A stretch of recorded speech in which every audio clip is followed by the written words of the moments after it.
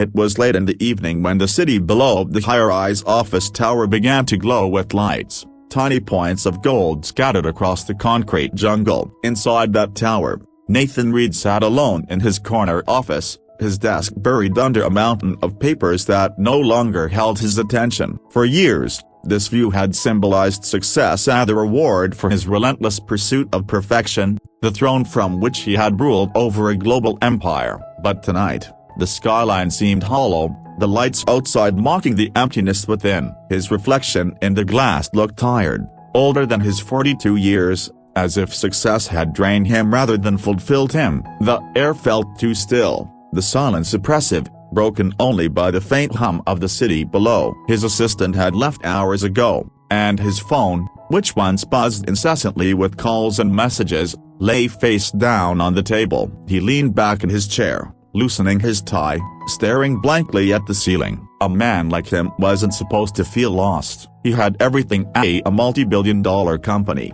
respect from his peers, a penthouse that overlooked the city. Yet, none of it mattered anymore. The noise of achievement had quieted, and what remained was an echo of regret. His thoughts drifted, uninvited, to the one person he'd tried hardest to forget: Grace. It had been 6 years since they'd spoken, 6 years since that final argument, the one that had ended everything. Back then, he'd convinced himself it was necessary. He'd told himself love was a distraction, that ambition came first. But now, sitting in the silence of his success, he wasn't so sure. The memory of her came not as a flash but as a slow ache. He could still see her face the day she left, her eyes filled with something worse than anger or disappointment. She had always believed in balance, in kindness, in choosing people over profit. And he, in his arrogance, had believed that love could wait, that there would always be time to fix what he broke. But life had its own timeline, and when she walked away, she took with her something he hadn't realized he would never get back: a peace.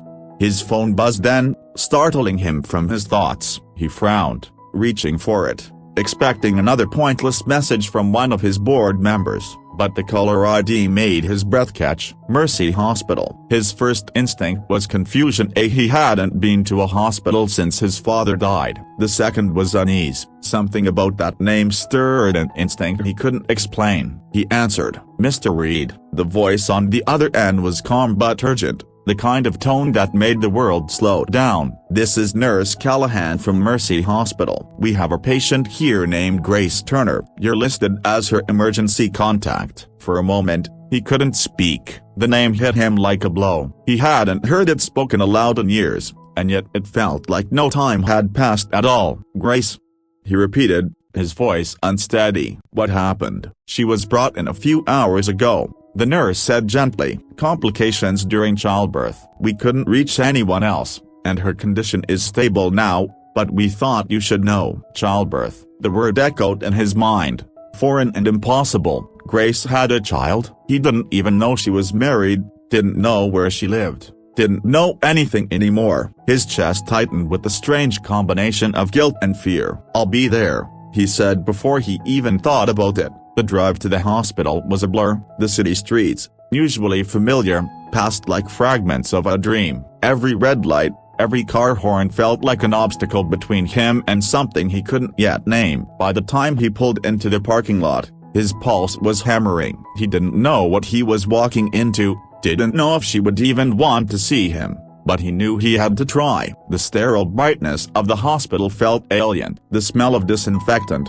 the soft beeping of machines, the murmur of nurses, it all seemed distant, like a film playing behind glass. He stopped at the front desk, barely getting the words out. Grace Turner. I'm here for her. The nurse nodded, recognizing his name from the chart. Room 304, down the hall to your left. His footsteps echoed softly on the linoleum floor. He stopped outside the door, hand trembling slightly before he pushed it open. What he saw made his breath falter. Grace lay in the hospital bed, her skin pale but peaceful, her hair a little shorter than he remembered. The sight of her hooked to monitors made something inside him twist. For a moment, he just stood there, unable to move, afraid that if he did, she might vanish like a ghost. Then, her eyes fluttered open, slow and heavy. She blinked, focusing on him, and for a second there was confusion then recognition. Her voice was weak, barely above a whisper. "Nathan." He stepped closer.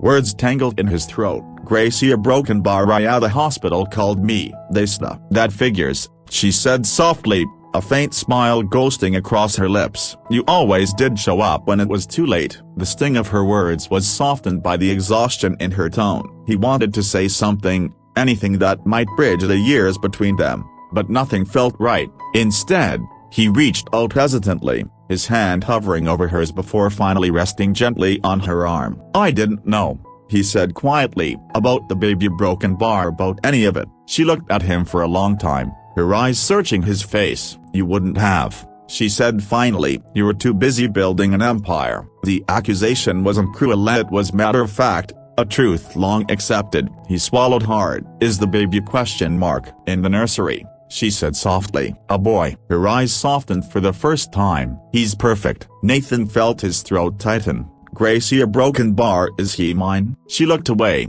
and that silence was answer enough. He didn't need her to say the words. The weight of realization settled over him like a stone. All the years of distance, of ambition, of pretending he didn't care at all came crashing down in that single moment. He sat beside her, his hands still resting over hers, and for the first time in a very long time, Nathan Reed felt small. Not the powerful CEO, not the untouchable businessman, just a man who had once loved and lost, now standing at the edge of something he no longer controlled. The machines hummed quietly beside them, filling the silence that neither knew how to break. After a long pause, Grace spoke again, her voice barely audible. "You don't have to stay, Nathan. You've done your part." But he shook his head slowly. "I'm not leaving." For the first time in years, he meant it. He wasn't leaving, not this time. The skyline, the office, the empire could wait. The woman in the hospital bed, and the child he hadn't known he had,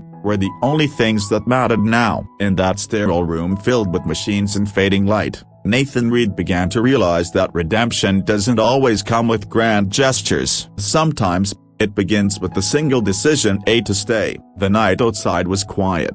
Yet inside the hospital room, Nathan's thoughts were anything but. He sat in a stiff chair beside Grace's bed, unable to tear his eyes away from her. The faint hum of machines and the soft rhythm of her breathing filled the silence. It was strange, he thought, how time could both stand still and move too fast. Only hours ago, he had been in his office, surrounded by the noise of his success, thinking that the world revolved around him. Now, none of it mattered. The world had shrunk to this small room and the fragile woman resting in front of him. Every second that passed pressed heavier on his chest, filled with questions he was too afraid to ask. Grace stirred slightly, the movement drawing his attention. She looked weaker than he had ever seen her, yet there was still that quiet strength about her, the same one that had drawn him to her all those years ago. He could still remember the way she used to smile when she talked about the future, how she believed in love more than ambition,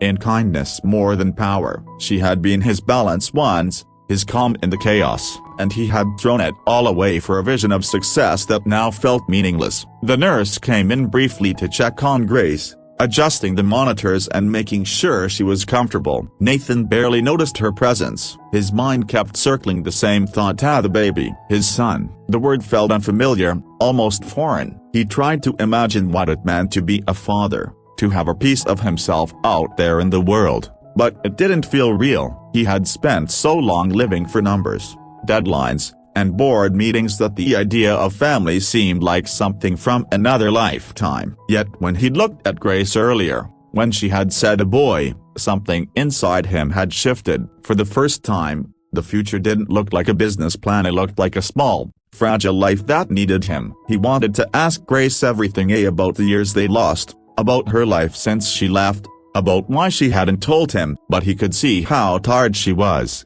how much her body had endured. So instead, he sat quietly, his hand resting near hers on the blanket. There was a strange comfort in just being there. It felt like an apology, unspoken but understood. When the nurse finally left the room again, Grace opened her eyes. "You're still here," she murmured, her voice faint but tinged with surprise. "I said I wouldn't leave," Nathan replied softly. She studied him for a long moment, her gaze tired but sharp. "You always said that before too," she said finally. "Back then, every time work pulled you away, you promised you'd come back. You just never did." Her words weren't cruel, just honest, a simple statement of fact. He flinched anyway, because she was right. He had chosen meetings over meals, contracts over conversations, power over presence. "I know," he said quietly, "and I was wrong." Grace sighed, turning her head slightly toward the window. "You don't have to say that now," she whispered. "We both made choices. I stopped waiting for you to come back a long time ago." Nathan looked down at his hands, ashamed. He had always believed he could control everything, markets, people, his own emotions. But he hadn't been able to control this. He hadn't been able to hold on to the only person who had ever truly seen him. "Grace," he said after a long silence, "I didn't know about the baby." "If I had," she interrupted him softly. "You would have done what? Left the meeting early? Sent a check?" He looked up, meeting her eyes. "Number." "I would have been there." She studied him again,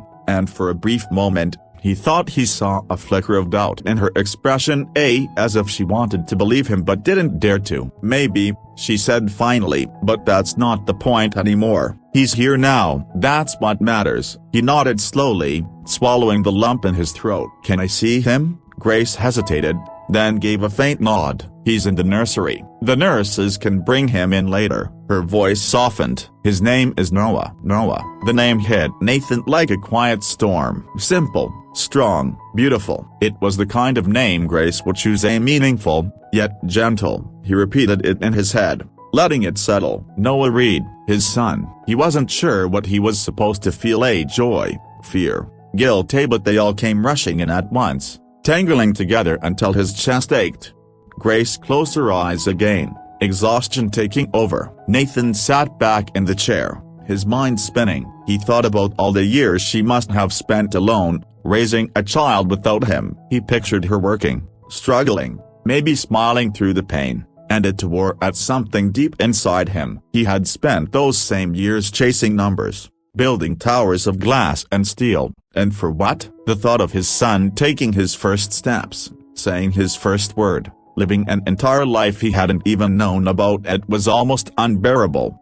Hours passed, and Nathan didn't move. When the nurse came in later with a small bundle in her arms, he felt his heart stop. The nurse smiled gently. "Would you like to hold him?" He hesitated for a moment, then nodded. She placed the baby in his arms, and the world seemed to fall silent. Noah was so small, wrapped in a soft blanket, his tiny face peaceful, his breaths even. Nathan felt something he hadn't felt in years. The weight of that little life in his arms was both terrifying and miraculous. He looked down at the baby, his throat tightening. "Hey there," he whispered, his voice trembling. "I'm your dad." The words felt foreign, but they carried a truth he could no longer deny. Noah stirred slightly, his little hand brushing against Nathan's finger. It was such a small gesture, yet it shattered every wall he'd ever built. For years, Nathan had thought strength meant control, that love was a weakness. But in that moment, holding his son, he realized how wrong he'd been. Strength wasn't about building empires, it was about holding on to what truly mattered. He looked over at Grace, who was watching him quietly from the bed. Their eyes met, and for a moment, neither spoke. There was so much history between them, love, loss, mistakes, but in that silent exchange, there was also understanding. She could see it in his eyes, the regret, the tenderness, the change. "I don't know what to say," he admitted softly. "You don't have to," Grace said, her voice tired but gentle. "Just a broken bar, don't disappear this time." He nodded slowly, looking down at Noah again. "I won't." And for the first time, he meant it, and not out of guilt, not out of obligation, but out of something deeper. He had spent his entire life chasing the idea of legacy through wealth and achievement, but now he understood that legacy wasn't something you built in boardrooms or skyscrapers. It was something you held, protected, and loved, something that looked up at you with innocent eyes and unknowingly forgave you before you ever asked to be forgiven. Nathan sat there for a long time, cradling his son as the night deepened outside. The hospital room was quiet, but inside him, something had awakened, a quiet resolve, a promise to begin again. For the first time in years, He wasn't thinking about tomorrow's meetings or quarterly reports. He was thinking about morning sunlight, tiny footsteps, and the chance to finally be the man he should have been all along. Morning came softly, with pale light seeping through the hospital window, washing the room in muted gold. Grace was still asleep, her breathing even but weak, while Nathan sat beside her, lost in thought. He hadn't slept at all. His mind was a storm of emotions he couldn't name. Every time he closed his eyes, he saw Noah's tiny face, the faint rise and fall of his chest, and Grace's fragile figure lying in that bed. For the first time, he realized how delicate life really was, how quickly everything could vanish. The past day had changed everything. Nathan had built his life on control, every decision precise,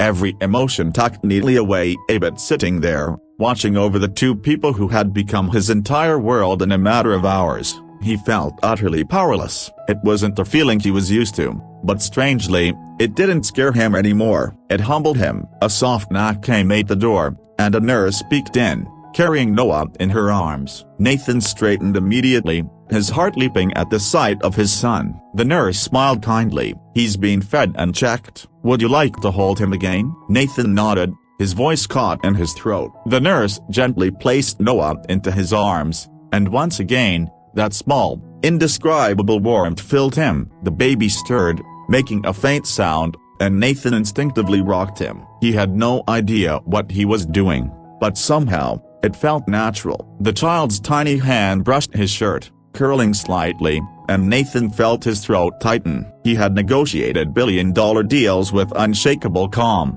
yet this small gesture from his son made him feel something so raw it almost broke him.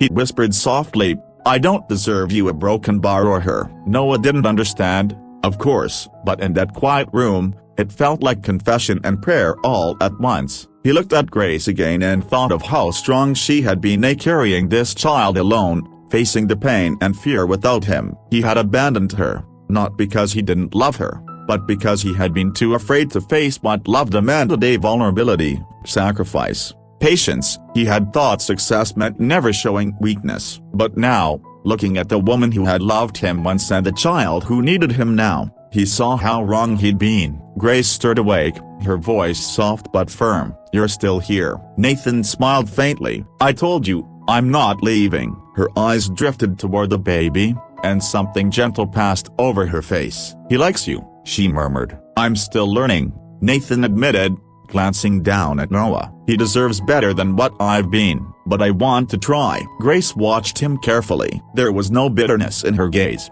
only exhaustion, the kind that comes from carrying too much for too long. "Trying is easy to say," she said quietly, "but staying a broken bar, that's the hard part." He nodded. "I know, I failed you before, but I'm not that man anymore." Grace didn't respond immediately. She looked out the window instead, where the morning sun was melting the last of the night's shadows. "When I found out I was pregnant," she said slowly, "I was terrified. I thought about calling you so many times, but then I remembered how you used to look at your phone during dinner, how every call from work was more important than every promise you made. I told myself I'd rather raise him alone than let him grow up watching someone who's only half present." Nathan listened, her words cutting deep, but he didn't interrupt. He deserved every one of them. "You were right to protect him from that version of me," he said finally, "but I want to earn the chance to be part of his life now, not just as someone who shows up, but as someone who stays." Grace looked at him for a long time, her expression unreadable. Finally, she sighed. "People don't change overnight, Nathan. You can't just wake up and be a father." "I know," he said quietly, "but maybe I can start by being a better man." Something in his tone made her pause. It wasn't the slick confidence she used to hear when he was selling dreams to investors or charming boardrooms. It was quieter, humbler, real. She wanted to believe him, but belief was something she'd learned to guard. The nurse entered again, gently reminding Grace about the baby's feeding schedule, and then left them alone. Nathan handed Noah back carefully, watching as Grace held him close. The sight filled him with both awe and guilt. "You did all this alone," he murmured. "You were stronger than I ever was." Grace smiled faintly, though her eyes shimmered with fatigue. "You'd be surprised what you can survive when you have no choice." Nathan leaned forward, his elbows on his knees. "You shouldn't have had to do it alone. I want to make sure you never have to again." For a long moment, there was only the soft sound of the baby breathing. Grace glanced at Nathan, as if weighing every word he'd said. Finally, she spoke, "If you really mean that, don't prove it with words, prove it with time." Nathan added slowly, "Then time is what I'll give you, both of you." Days passed, and true to his word, Nathan stayed. He slept on the uncomfortable hospital chair, brought Grace food, helped with the baby, and never once took a business call. The nurses whispered about him, sometimes say how a man in an expensive suit could look so at home cradling a newborn or cleaning up spilled formula. But Nathan didn't care. Each small act felt like redemption. Every sleepless night and every diaper change was a chance to make up for years of absence. One evening, as Grace watched him holding Noah, she said softly, "You're different." Nathan looked up, surprised. "Different how?" "Quieter," she said, "softer." "It suits you." He smiled faintly. "Maybe it's because I finally found something worth being soft for." Grace didn't answer, but her expression softened. In that silence, something shifted. Not forgiveness, not yet, but understanding. When Grace and Noah were finally discharged, Nathan drove them home. He had expected awkwardness, but there was something peaceful about the drive. The city passed by in quiet rhythm, and for once, he wasn't rushing anywhere. He glanced at the rear-view mirror, watching Noah sleeping in the car seat, and then at Grace, who sat quietly beside him. He realized that for the first time in years, he wasn't thinking about deals or deadlines. He was thinking about dinner, laughter, and bedtime stories. When they reached her apartment, Grace hesitated before getting out. "You don't have to come up," she said. "I know," he replied, "but I'd like to." She hesitated, then nodded slowly. Inside, the small apartment was simple but warm. A soft light, worn furniture, and the faint smell of vanilla. Nathan stood awkwardly for a moment, unsure what to do with himself, until Grace handed him the baby again. "Here," she said softly. "He likes being held when he's falling asleep." Nathan took Noah carefully, holding him against his chest. The baby's warmth soaked through his shirt, and he could feel the rhythm of his tiny heart. Grace watched from across the room, her expression unreadable, and for a moment, everything felt suspended. Fragile, but full of possibility. As Noah drifted off to sleep, Nathan whispered, "Thank you." Grace frowned slightly. "For what?" "For giving me another chance," he said quietly. "Even if you don't know it yet." She smiled faintly, turning off the lamp. "Good night, Nathan." He looked down at his son and then back at her. "Good night, Grace." As he stood there in the soft glow of the room, holding the child he never knew he needed and looking at the woman who had taught him what love really meant, Nathan understood something he'd never grasped before. A redemption wasn't found in grand gestures or perfect words. It was found in small, steady choices, day after day. And for the first time, he knew he was ready to make them.